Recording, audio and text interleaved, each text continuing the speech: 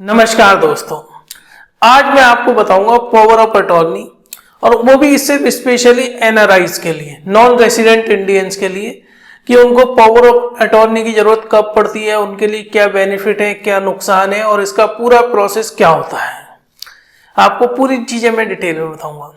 सबसे पहले आप पावर ऑफ अटॉर्नी का मतलब समझिए कि पावर ऑफ अटॉर्नी होती क्या है। पावर ऑफ अटॉर्नी का मतलब ये हो गया कि आप किसी और को अथॉरिटी दे रहे हो आपके बिहाफ पर एक्ट करने के लिए। और जनरली ये एनआरआईज को इसलिए जरूरत होती है क्योंकि वो विदेश में रहते हैं, तो उनको कई सारी चीजें होती है जो कि इंडिया में एक्सिक्यूट करनी होती है, कि कोई प्रॉपर्टी खरीदनी है, बेचनी है, लोन लेना है, इंश्योरेंस करना है, ये करना है।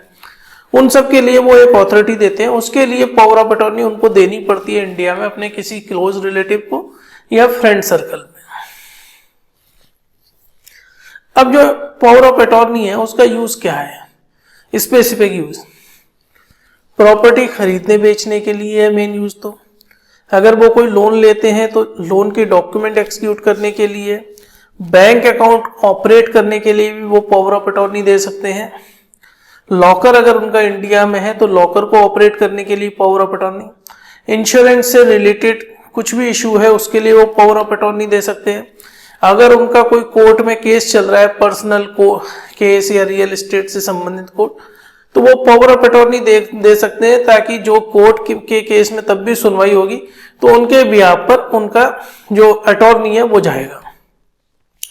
कोई भी प्रॉपर्टी मॉर्गेज करने के लिए पावर ऑफ अटॉर्नी, या फिर उनको अपनी कोई प्रॉपर्टी जो उनकी ऑलरेडी इंडिया में उसको रेंट पे देने के लिए पावर ऑफ अटॉर्नी चाहिए।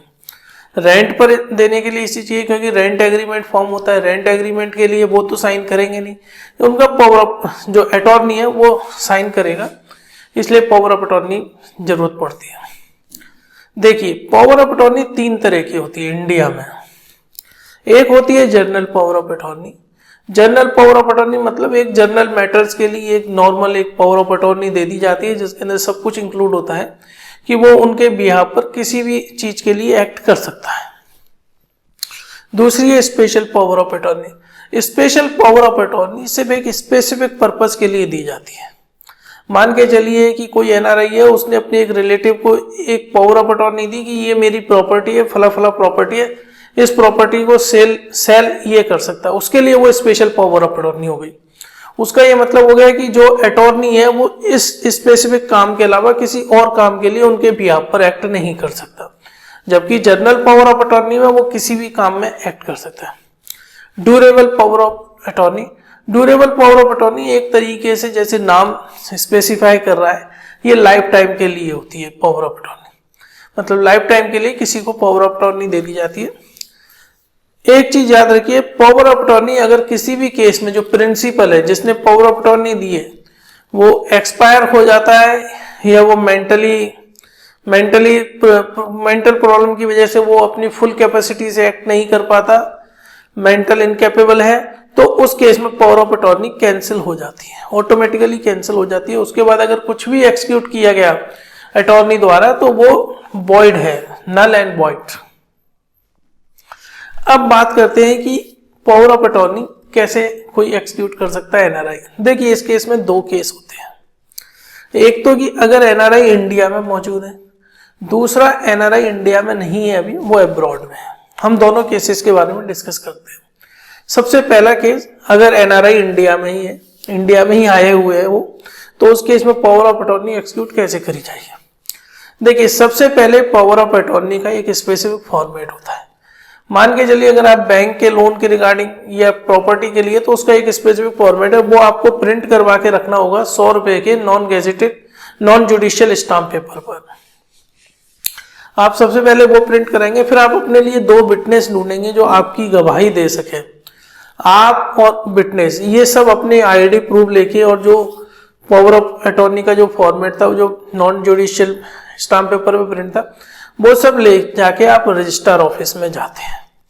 रजिस्ट्रार ऑफिस में वहां पर सब लोग साइन करते हैं, प्रिंसिपल, अटॉर्नी और जो आई विटनेस, ये सब लोग साइन करते हैं। और 4 या 5 दिन बाद वो जो पावर ऑफ अटॉर्नी है वो रजिस्टर्ड होके आपको मिल जाती है। ये एक सिंपल सा प्रोसेस है, इसके अंदर कोई ज्यादा खर्चा भी नहीं आता। अब हम दूसरा केस देख लेते हैं कि एनआरआई इस वक्त अब्रॉड में है, वो इंडिया में नहीं है, तो इस केस में पावर ऑफ अटॉर्नी वो किस तरीके से एक्सिक्यूट कर सकता है किसी के लिए भी जो जिसको वो अटॉर्नी बनाना चाहता है इंडिया के अंदर। इस केस में मैं आपको बता दूं उनको इंडिया आने की जरूरत नहीं है, वो विदेश में बैठकर भी ये काम किया जा सकता है। इसके दो मेथड है। सबसे पहला एक नॉर्मल मेथड है, उसके अंदर जो पावर ऑफ अटॉर्नी का जो फॉर्मेट है, स्पेसिफिक फॉर्मेट, वो प्रिंट करके और उसको वो अपने साइन करके वो उसको अटेस्ट करवाएंगे इंडियन एम्बेसी में ऑफिसर से। वहां पर एक स्पेसिफिक ऑफिसर्स बैठे रहते हैं जो स्पेसिफिक इसी काम के लिए रहेंगे, वो उसको अटेस्ट करके देंगे। फिर वो पावर ऑफ अटॉर्नी को as it is India dispatch कर देंगे। इसके अंदर एक चीज याद रखिए, जब वो इंडिया में आएगी पावर ऑफ अटॉर्नी तो 3 महीने के अंदर उस पर स्टाम्प होना जरूरी है, क्योंकि इंडिया के अंदर कोई भी लीगल एग्रीमेंट तब तक वैलिड नहीं है तब तक उस पर एक प्रॉपर स्टाम्प ड्यूटी पेमेंट नहीं किया गया हो। तो अगर आपने पावर ऑफ अटॉर्नी भेजी है या भेजना चाहते हो, स्पेसिफिक रखना कि 3 महीने के अंदर इंडिया में उसका स्टाम्प पेपर उस पर ऐड होकर उसको रजिस्टर्ड हो जाए सब रजिस्ट्रार ऑफिस में। अब इसके अलावा एक और मेथड होता है अपोस्टलाइजेशन। एक्चुअली ये मेथड जनरली यूरोपियन कंट्रीज में चला था, क्योंकि वहां पर एक सर्टिफिकेट मिलता है अपोस्टाइल सर्टिफिकेट, जिसके अंदर सिग्नेचर वेरिफिकेशन टाइप का एक सर्टिफिकेट रहता है। ये गवर्न होता है हैग कन्वोकेशन 1961 के तहत। इसके अंदर यह है कि इसमें, और जो मैंने पहले मेथड बताया था उसके अंदर सिर्फ इतना है कि यहाँ पर आपको इंडियन एम्बेसी में नहीं जाना पड़ता है सिग्नेचर अटेस्ट का पावर ऑफ अटॉर्नी अटेस्ट करवाने के लिए। यहाँ पर सिर्फ आपको अपोस्टाइल सर्टिफिकेट अटेस्ट करना होता है और वो आपको इंडिया भेज देना होता है। उसके बाद वो प्रक्रिया बिल्कुल सेम ही रहती है कि इंडिया में आके वो स्टाम्प होगा, रजिस्टर्ड होगा, जो भी स्टाम्प ड्यूटी है वो पेबल होने के बाद वो वैलिड मानी जाएगी। अब कुछ और भी चीजें जो कि आपको ध्यान रखना चाहिए। Revocation of power of attorney, जो प्रिंसिपल है वो कभी भी पावर ऑफ अटॉर्नी को रिवोक कर सकता है बिना किसी कंडीशन के, उसकी जब मर्जी आए तब वो रिवोक कर सकता है। दूसरा मैंने आपको बताया था कि अगर प्रिंसिपल एक्सपायर हो जाता है या मेंटली इनकैपेबल हो जाता है या मेंटली साउंड नहीं रहता किसी वजह से, मेडिकल कंडीशंस की वजह से, उसकी वजह से भी पावर ऑफ अटॉर्नी कैंसिल हो जाती है, power of attorney null and void मानी जाती है उसके बाद। अब दूसरी चीजें और भी हैं, स्टाम्प ड्यूटी की कितनी स्टाम्प ड्यूटी लगेगी। देखिए, अगर आप अपने क्लोज रिलेटिव जैसे father, mother, husband, wife, brother, sister, इनके नाम पावर ऑफ अटॉर्नी दे रहे हैं तो इंडिया में एटमोस्ट 500 रुपए का स्टाम्प ड्यूटी लगता है ज्यादा से ज्यादा। लेकिन अगर आप क्लोज रिलेटिव के अलावा किसी और के नाम पावर ऑफ अटॉर्नी दे रहे हैं तो हो सकता है जो भी प्रॉपर्टी की वैल्यू है या जो भी कंसिडरेशन की वैल्यू है उसके प्रोपोर्शनेट आपको स्टाम्प ड्यूटी पेमेंट करनी पड़े। ये दो चीजें हैं। दूसरा, वर्ड ऑफ कॉशियस, अगर आपने पावर ऑफ अटॉर्नी किसी को दी है तो मेरा आपको डराने का मकसद नहीं है, लेकिन आप थोड़ा संभल के रहिएगा, क्योंकि अटॉर्नी के द्वारा कोई भी फ्रॉड किया गया आपकी पावर ऑफ अटॉर्नी की वजह से, तो उसके लिए आप लायबल रहोगे अनटिल अनलेस कि आप कोर्ट में ये प्रूव कर पाए कि ये फ्रॉड अटॉर्नी के द्वारा था और आपका इसमें कोई लेना देना नहीं है। दूसरा, अगर आपके अटॉर्नी ने कोई भी प्रॉपर्टी बेची है, रेंट आया है, मॉर्गेज आया है, तो वो आपके अकाउंट में आना चाहिए। पावर ऑफ अटॉर्नी देने का ये मतलब नहीं रह जाएगा कि किसी भी तरह की प्रोसीड्स को वो अटॉर्नी अपने अकाउंट में क्रेडिट करवा ले, नहीं, वो आपके अकाउंट में आएगी। मान के चलिए अगर 2-3 एनआरआईज ने साथ में मिलकर पावर ऑफ अटॉर्नी किसी को दी है तो जो प्रोसीड आएगी वो प्रोपोर्शनेट अमाउंट में उन्हीं एनआरआईज के अकाउंट में क्रेडिट होगी। क्योंकि कई बार क्या गलती से लोग ये सोचते हैं पावर ऑफ अटॉर्नी दे दी तो उसको सारा बेनिफिट अटॉर्नी कर लेगा, और नॉलेज की कमी की वजह से कई बार कर भी लेता है तो वो इनकम टैक्स की बड़ी दिक्कतें आती हैं उसको। तो इन दो चीजों को बड़ा केयरफुल रहिएगा।